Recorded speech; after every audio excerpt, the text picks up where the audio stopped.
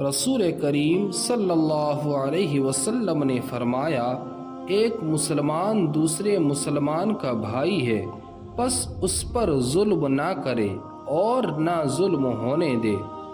جو شخص اپنے بھائی کی ضرورت پوری کرے، اللہ تعالی اس کی ضرورت پوری کرے گا۔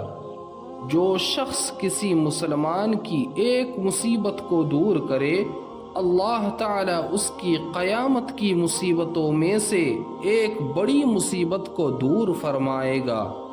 جو شخص کسی مسلمان کے عیب کو چھپائے، اللہ تعالی قیامت میں اس کے عیب کو چھپائے گا۔ رسول کریم صلی اللہ علیہ وسلم نے فرمایا، اپنے بھائی کی مدد کر، خواہ وہ ظالم ہو یا مظلوم۔ صحابہ نے عرض کیا، یا رسول اللہ، ہم مظلوم کی تو مدد کر سکتے ہیں، لیکن ظالم کی مدد کس طرح کرے؟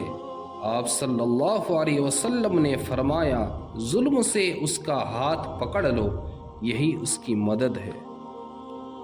براء ابن عازب بیان کرتے ہیں، ہمیں نبی کریم صلی اللہ علیہ وسلم نے 7 چیزوں کا حکم فرمایا تھا اور 7 ہی چیزوں سے منع بھی فرمایا تھا۔ جن چیزوں کا حکم فرمایا تھا ان میں سے انہوں نے مریض کی عیادت، جنازے کی پیچھے چلنے، چھینکنے والے کا جواب دینے، سلام کا جواب دینے، مظلوم کی مدد کرنے، دعوت کرنے والے کی دعوت قبول کرنے اور قسم پوری کرنے کا ذکر کیا۔